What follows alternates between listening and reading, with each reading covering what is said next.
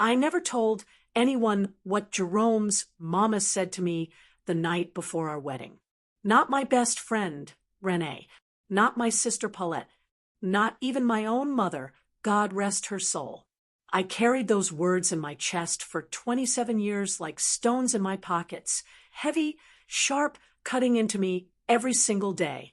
But that woman thought she knew me, thought she had me all figured out, thought I would break.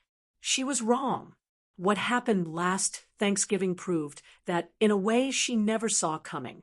And trust me, after everything that family put me through, they deserved every single second of it. Let me explain how I got there. Let me tell you who I really am. Hey, family, before we get deep into this, I want you to settle in. Pour yourself some tea, get comfortable, because this one's going to take us on a journey. I'm Vivian.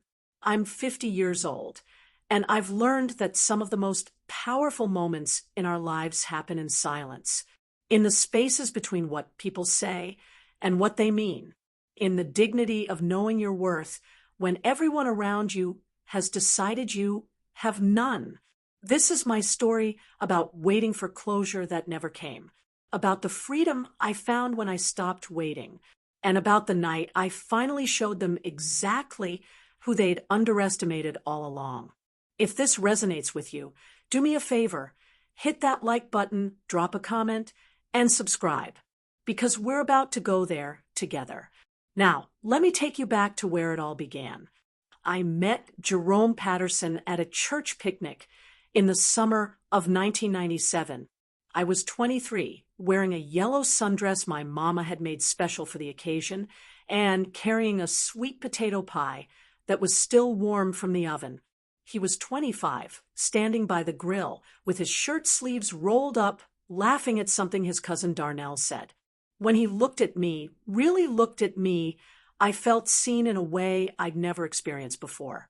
"You made that pie yourself?" he asked, walking over with that easy confidence some men are just born with.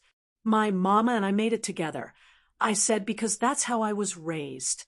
Give credit where it's due. Well, if it tastes half as good as you look, I might have to marry you right here. I laughed. We all laughed. It was the kind of thing young men say at church picnics when they're trying to impress you. I didn't think much of it, but Jerome was persistent. He called my house 3 times that week, asked my daddy if he could take me to dinner, showed up at my job at the salon on Friday with flowers. Nothing fancy, just daisies from the grocery store, but they were mine. "I've been thinking about that pie all week," he said, leaning against the doorframe like he had all the time in the world. "Just the pie?" I asked, playing coy the way my mama taught me. "No, ma'am," he said, and his smile was genuine. "Not just the pie." We dated for 2 years. 2 years of Sunday dinners at his mama's house. 2 years of me getting to know his family, his 3 sisters, his loud uncle who always had a conspiracy theory about something, his grandmother who made the best collard greens I'd ever tasted. 2 years of me falling in love with the idea of belonging somewhere. See, my family was small. Just me, my sister Paulette, and our parents. Daddy worked at the post office for 30 years. Mama cleaned houses and took in sewing. We didn't have much, but what we had was solid. Steady. The Pattersons were different. They were loud and big and always in each other's business. At first, I found it overwhelming. All those voices talking over each other at the dinner table. All those opinions about everything. But Jerome's mama, Claudette, would pull me aside in the kitchen and say things like, "You're family now, baby. This is what family does." I believed her. I wanted to believe her so badly. The night before my wedding, I was at Jerome's mama's house with all the women in the family. My bridesmaids, his sisters, Tanya, Rhonda, and Keisha, his aunties, his cousins. We were having what they called a ladies' celebration, drinking champagne and laughing about marriage and men and all the things women talk about when they think they're being honest. I was happy. I remember that distinctly. I was wearing a cream-colored silk robe, my hair in rollers, my face glowing with cocoa butter and hope. Around midnight, most of the women had gone home or drifted off to sleep in various bedrooms. I was in the kitchen, wrapping up leftover pound cake, when Claudette came in. She didn't say anything at first, just stood there in the doorway, watching me with this expression I couldn't quite read. "Vivian," she finally said, "come sit with me for a minute." I followed her to the dining room table, the same table where I'd eaten Sunday dinner for 2 years, where Jerome's family had welcomed me with open arms and full plates. She poured herself a glass of wine, didn't offer me one. "I want to talk to you about my son," she said.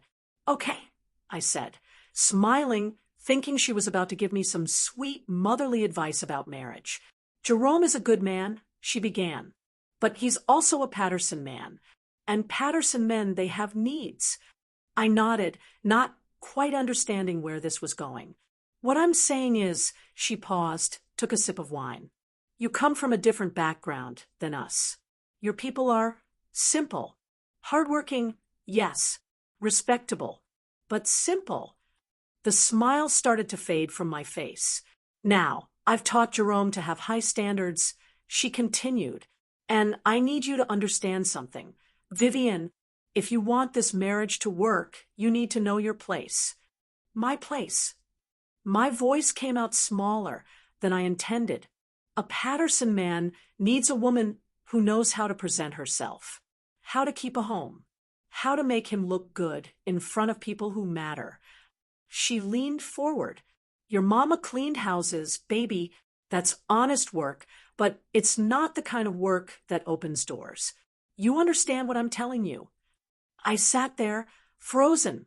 "I'm not trying to be mean," she said, softening her voice like that made it better. "I'm trying to help you.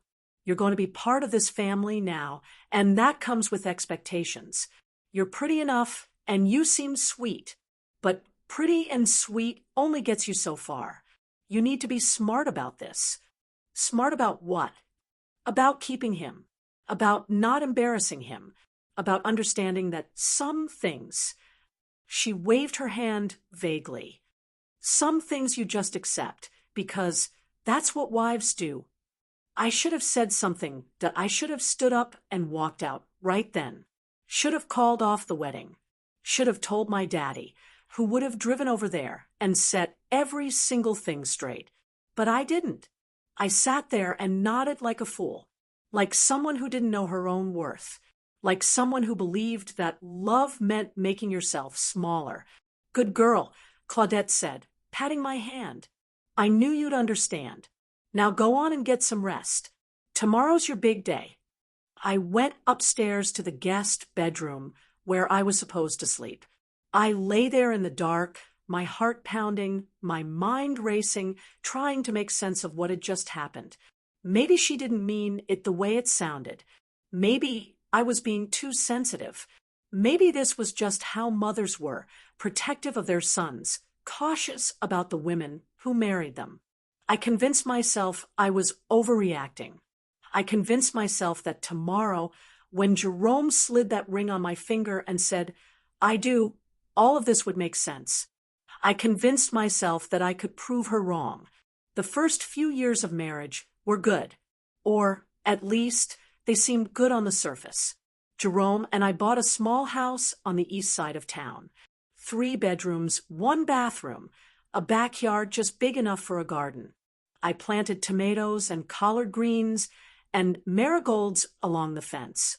I kept working at the salon, building up my clientele.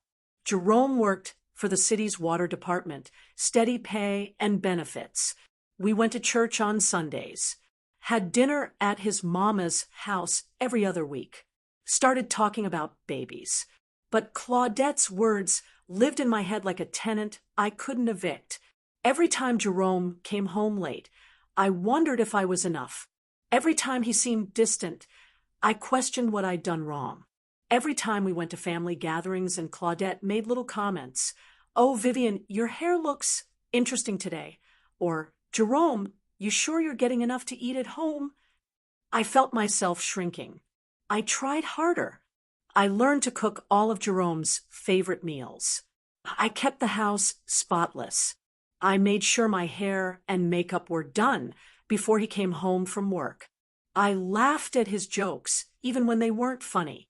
I stayed quiet when his family made decisions about our lives without asking us first. I became smaller and smaller, thinking that's what love required. In 2001, we had our first child, a daughter. We named her Simone. She was perfect, 7 pounds, 3 ounces, with a head full of black curls and lungs that could wake the neighbors. When they placed her in my arms, I felt something shift inside me. This little person needed me to be strong, but I didn't know yet what that meant. Claudette came to the hospital the day after Simone was born, brought flowers and a casserole and advice I didn't ask for. Now, Vivian, you need to make sure you don't let yourself go, she said, looking me up and down in my hospital gown. Men need their wives to bounce back. Jerome didn't marry you to have you turn into somebody's mama and forget about being a wife. I was 27 years old, less than 24 hours postpartum. And this woman was telling me not to let myself go. Yes, ma'am, I said, because that's what I always said. Jerome stood there and said nothing. That silence said everything. By the time Simone was 3 and I was pregnant with our second child, the cracks in our marriage had become canyons. Jerome started working later, missing dinners, coming home smelling like perfume that wasn't mine, and making excuses that didn't make sense.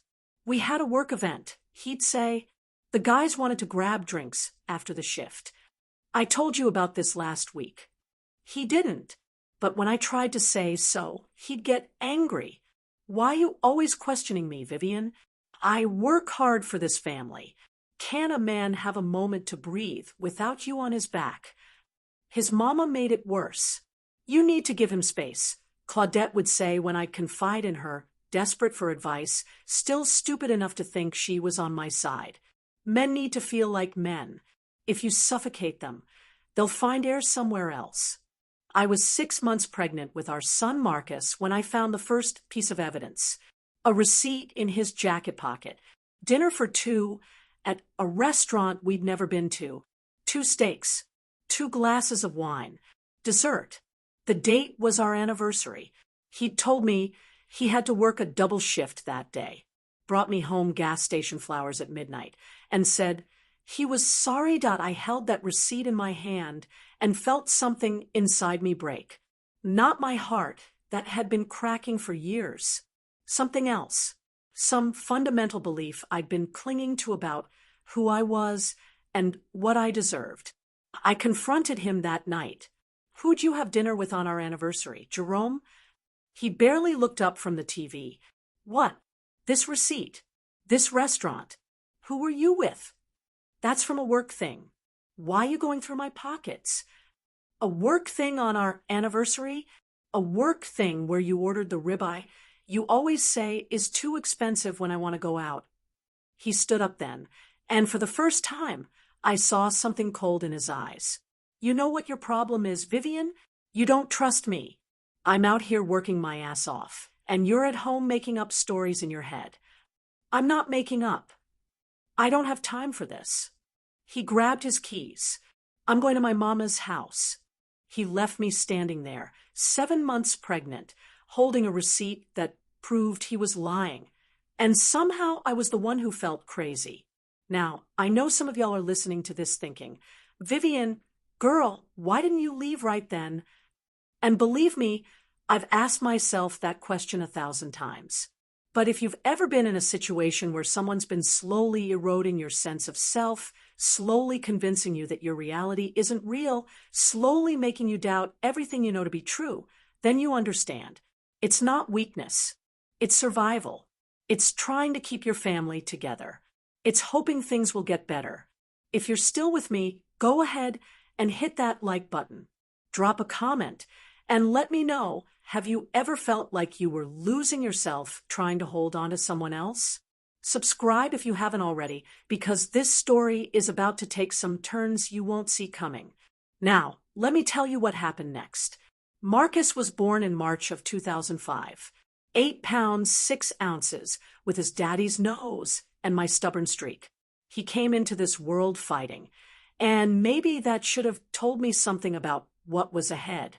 Jerome was at the hospital for the birth, held our son, took pictures, played the proud father role perfectly.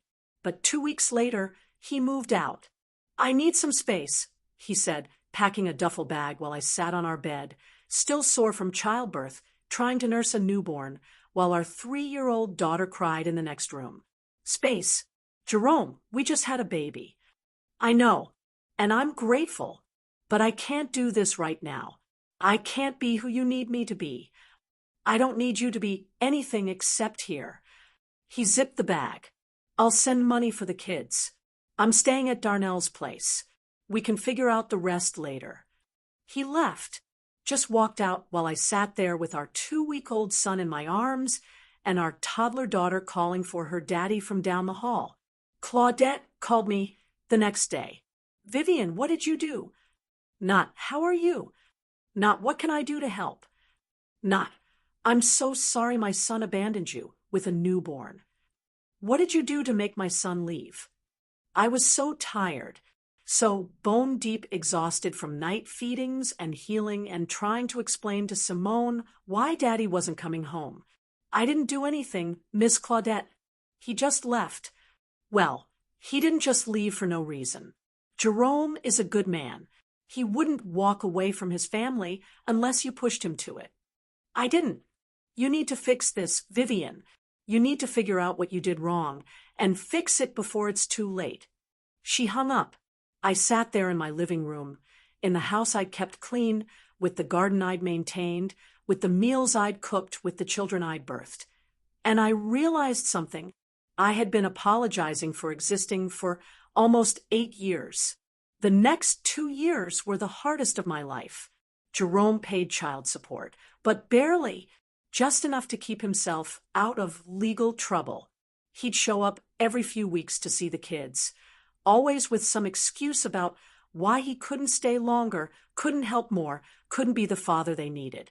I worked full-time at the salon and started doing hair on Saturdays and evenings out of my kitchen to make ends meet. My sister Paulette helped when she could. My daddy came by every Sunday to check on us, to fix things around the house, to slip me money I was too proud to ask for, but too broke to refuse. The Patterson family stopped inviting me to Sunday dinners.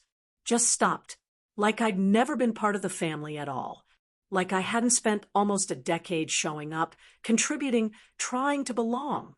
Claudette would post pictures on Facebook of Jerome at family gatherings, smiling, surrounded by his sisters and cousins and aunts.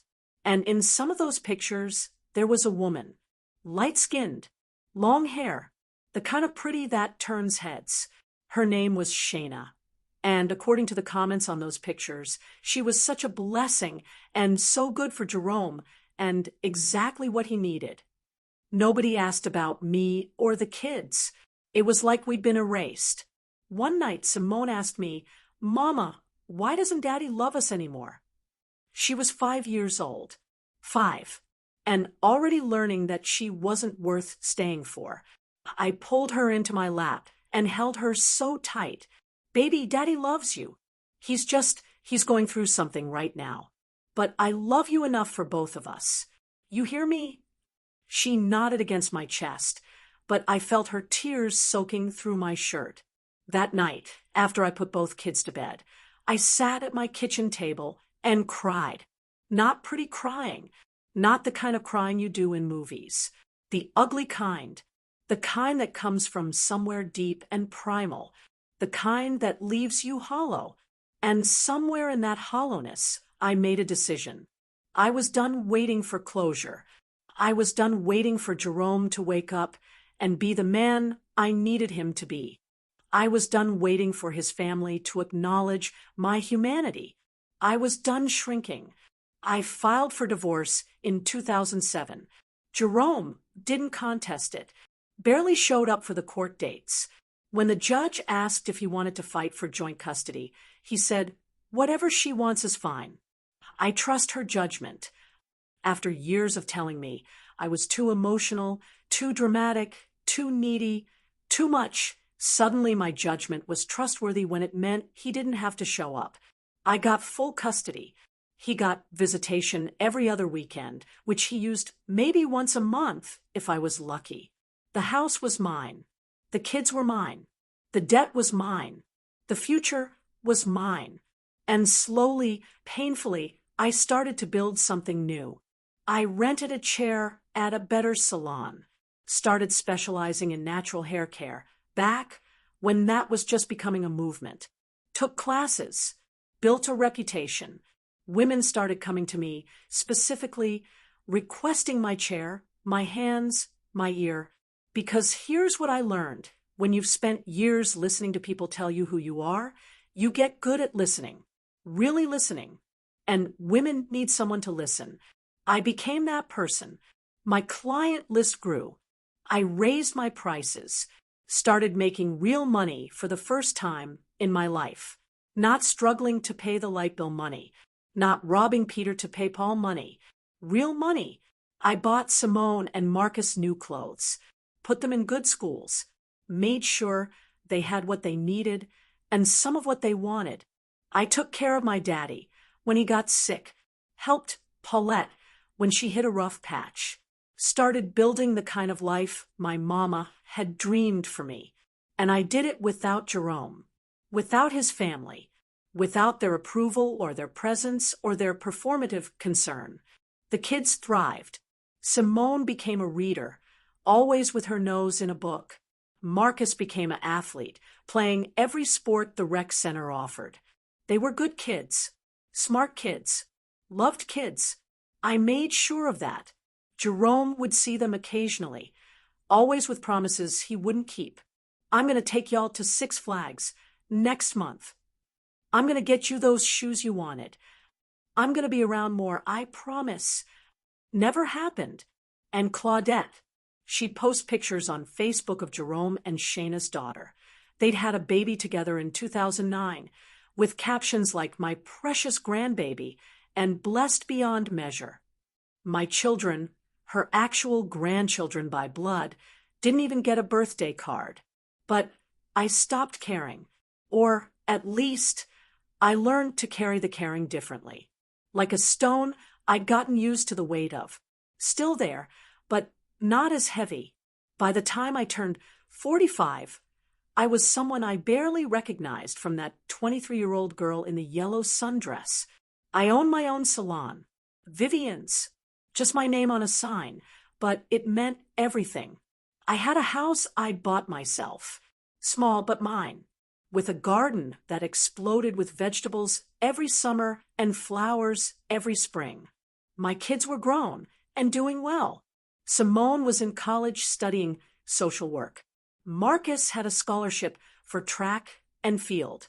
They called me every week, visited when they could, told me they loved me without me having to ask.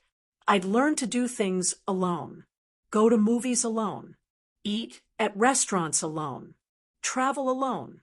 I went to Miami for a weekend by myself and sat on the beach reading a book and drinking wine and not apologizing to anyone for taking up space.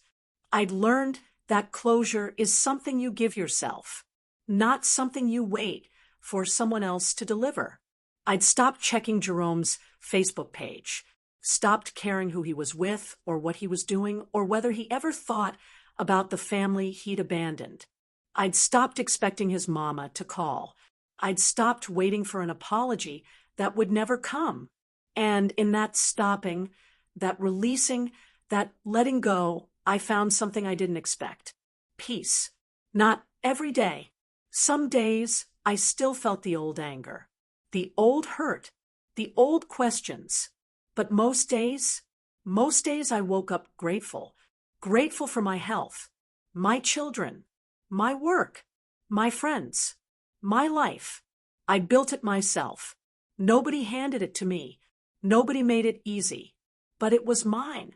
Then, last October, my phone rang. It was a number I didn't recognize. I almost didn't answer. I don't usually answer numbers. I don't know, but something made me pick up. Hello, Vivian? It's Keisha, Jerome's youngest sister. I hadn't talked to her in probably 15 years. Keisha, hi. Is everything okay? Yeah, well, look, I know this is weird, me calling you out of the blue, but I wanted to invite you to Thanksgiving at Mama's house. I was so surprised I actually pulled the phone away from my ear and looked at it like maybe I'd heard wrong. Thanksgiving? Yeah, I know it's been a long time, but I've been thinking. Simone and Marcus are our niece and nephew. They shouldn't have to grow up not knowing their family. And you were always kind to me, even when things got complicated. I didn't know what to say. Jerome won't be there, she added quickly. He and Shayna are going to her family's for Thanksgiving this year, so it wouldn't be awkward or nothing. Just family, the way it used to be. The way it used to be. Like those words didn't carry the weight of 1,000 small cruelties, 1,000 silences, 1,000 times I'd been erased from pictures and narratives and memories. I don't know, Keisha. Please, Mama's getting older, and I think it's time to make some things right. I should have said no, should have protected myself from reopening old wounds, should have been smart enough to know that people don't change, they just get better at pretending. But there was something in Keisha's voice, something sincere. Or maybe I was just tired of carrying the weight of their rejection. Maybe I wanted to prove I could sit at that table and not feel small anymore. Okay, I heard myself say, I'll come. Really? Oh, Vivian, thank you. Mama's going to be so happy. Come at 2:00. And bring the kids if they're in town. Simone was home for Thanksgiving break.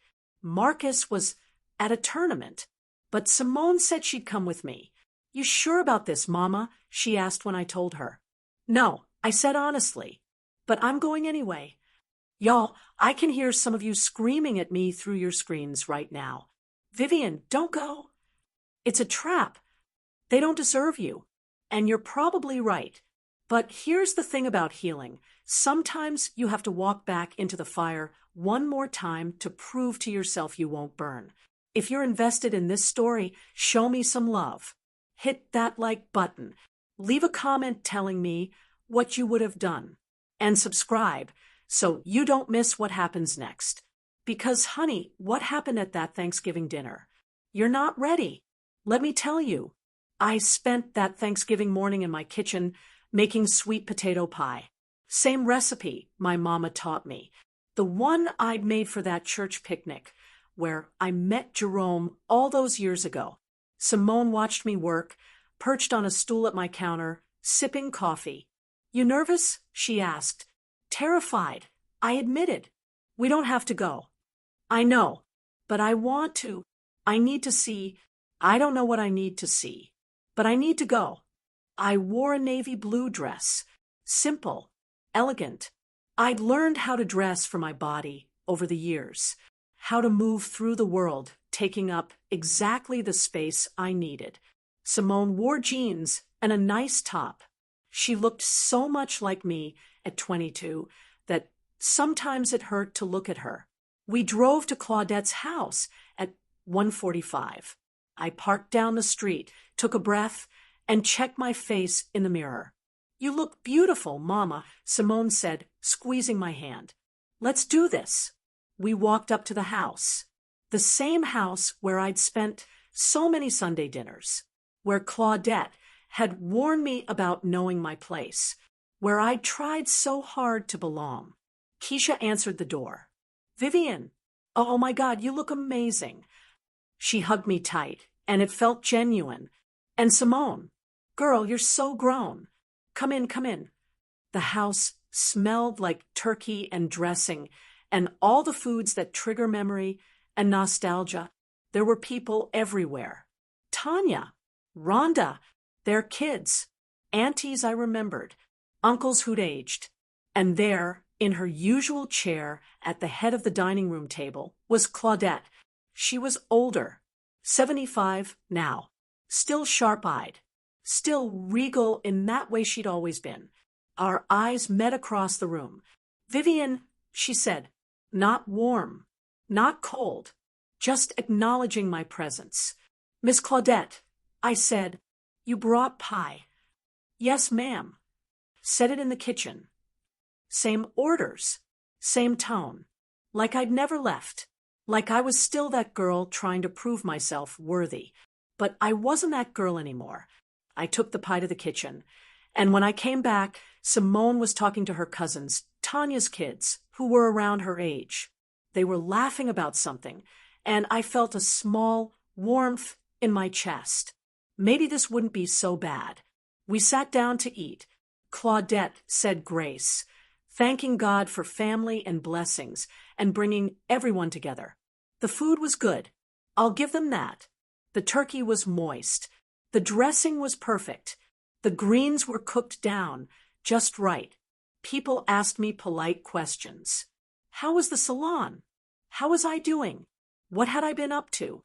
I answered politely, professionally, the way you talk to people who aren't quite strangers, but aren't quite family either. Then Rhonda said, "It's really good to have you here, Vivian. We've missed you." And something in me snapped, not loudly, not dramatically, but definitely. "Have you?" I asked. The table got quiet. "I'm sorry," Rhonda said. "Have you missed me?" Because I didn't get that impression for the last 15 years. Keisha jumped in. "Vivian, we know things were complicated." Complicated. I repeated. That's an interesting word for it. Claudette set down her fork. "If you came here to cause a scene." "No, ma'am," I interrupted her. Something I'd never done before. "I came here because your daughter invited me, said it was time to make things right. And I thought maybe after all these years, there was actually something worth making right. But sitting here, listening to y'all act like the past 15 years just didn't happen, like my children weren't erased from this family, that's not complicated. That's cruel.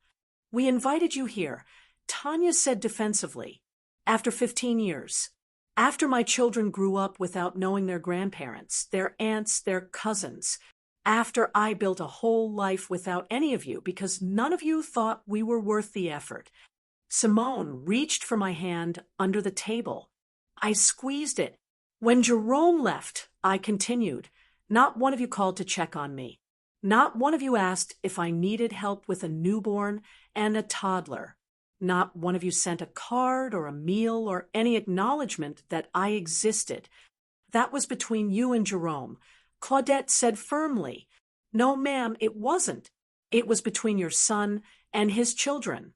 But y'all treated me like I was the problem, like I drove him away, like I deserved to be abandoned with 2 babies. We didn't know the full story. Rhonda tried. You didn't ask for it. You just decided. And you made my children pay for your son's choices." The table was dead silent now. "Simone," I said, looking at my daughter, tell them how many times you asked me why your daddy's family didn't love you." Simone's eyes filled with tears. "Mama." "No, baby, it's okay. Tell them." She took a shaky breath. "I used to think I did something wrong. That's why I never saw you all. That's why my birthday cards stopped coming after my parents split up. I thought maybe I wasn't good enough." Keisha's face crumpled. "Simone, no, but my mama," Simone continued, her voice getting stronger. "My mama made sure I knew I was loved, that I was enough, that your silence said everything about you and nothing about me. I'd never been more proud of my daughter. So thank you for the invitation," I said, standing up, "and thank you for the meal. But I think we're done here." "Sit down, Vivian," Claudette commanded. I looked at her, really looked at her, this woman who'd spent almost 30 years making me feel small. "No, ma'am," I said calmly. "I don't think I will." You always were ungrateful, Claudette said, her voice sharp as a blade. Ungrateful. I felt Simone stand up next to me, ready to defend me, but I put a gentle hand on her arm. This was mine to handle. I spent 8 years trying to be good enough for your family, cooking your recipes, biting my tongue when you made comments about my background, my hair, my clothes, my body, accepting your son's lies and excuses because I believed that's what love required. You're being dramatic, Tanya muttered. Am I? Let me ask you something. Tanya, when was the last time you called your niece and nephew? She looked away. Rhonda? Keisha? Any of you? Silence. Right. But I'm the one being dramatic. Claudette stood up slowly, her hands pressed flat on the table. You know what your problem always was, Vivian? You never understood what it meant to be a Patterson. You came from nothing. Don't, I said, my voice low and dangerous. Don't you dare. And you expected us to just accept you, without you proving yourself worthy of. My mama cleaned houses, I said clearly. She worked her fingers to the bone, making sure I had what I needed. My daddy sorted mail for 30 years and never missed a day of work. They taught me about dignity, about integrity, about showing up for the people you love. I looked around the table. Your son abandoned his children. Where's his accountability? Where's his responsibility? But somehow, I'm the one who wasn't good enough. I'm the one who had to prove myself. Jerome made mistakes, Claudette admitted. But so did you. You could have. I could have what? Tried harder? Shrunk smaller? Accepted less? I did all of that. For years. And it was never enough. My voice cracked, and I hated that it did. Hated that after all this time, they could still make me feel like that 27-year-old woman in the hospital being told not to let herself go. You want to know what the real problem was? I said, the real problem was that you told your son he deserved better than me before he ever had a chance to decide for himself. You planted that seed. And when he started treating me like I was disposable, you watered it. Claudette's jaw tightened. That's not. The night before my wedding, you sat me down in your kitchen and told me to know my place. Told me that my mama being a housekeeper meant I had to work harder to be worthy of your son. You set the tone for how he treated me. Keisha gasped, Mama, you didn't. It was advice. Claudette said stiffly, I was trying to help her understand what marriage required. No, ma'am.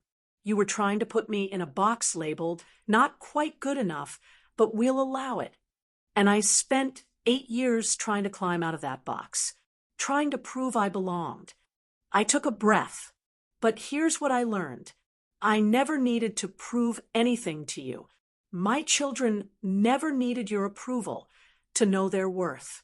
And your son, he lost the best thing that ever happened to him because his mama taught him that love was about status instead of substance.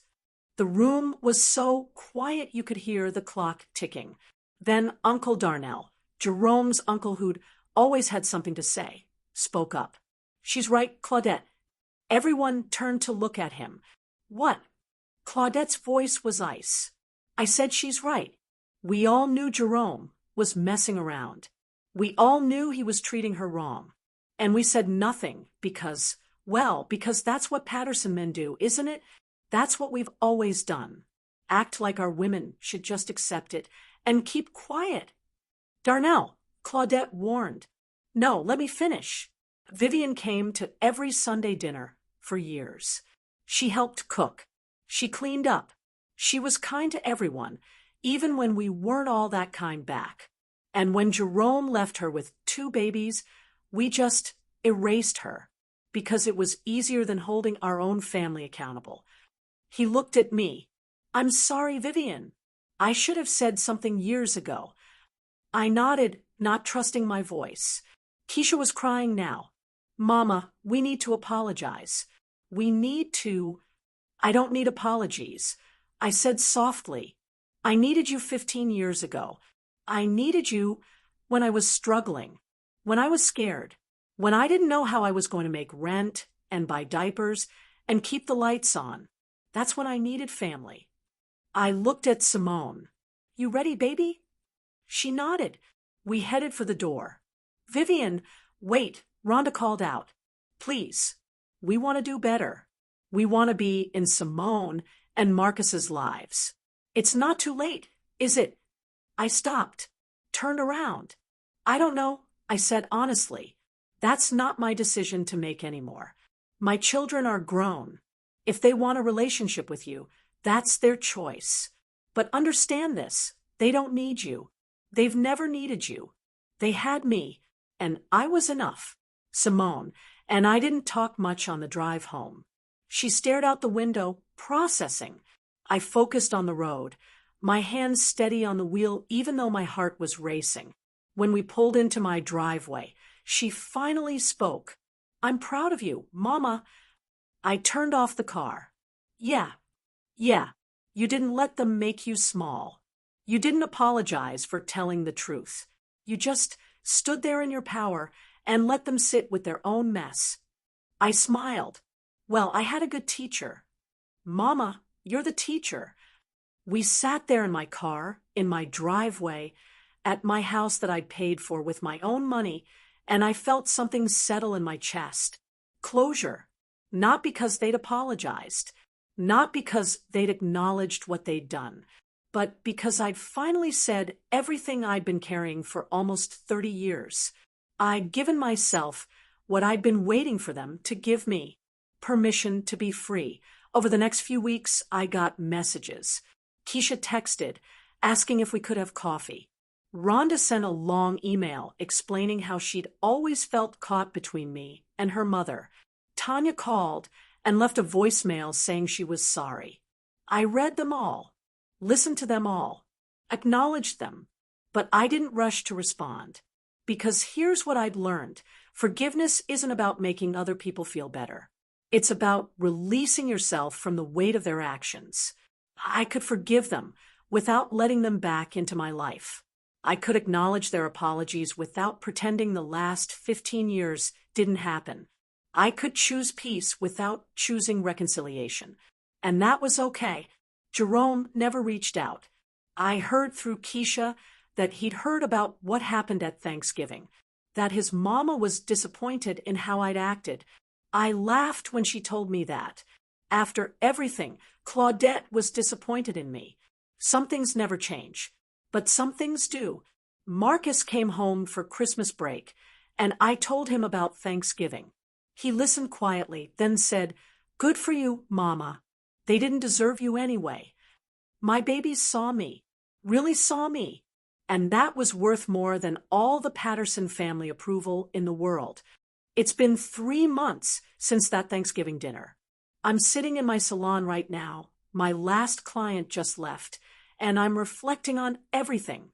I thought I needed closure from Jerome, from his family, from the years of feeling like I wasn't enough. But what I really needed was freedom. Freedom from the belief that my worth was tied to how other people treated me. Freedom from the story that I was somehow less than because of where I came from. Freedom from the idea that love meant shrinking. I didn't get closure from Jerome. He never apologized, never explained, never looked me in the eye and said, I was wrong. But I stopped needing him to, because closure isn't something someone else gives you. It's something you give yourself.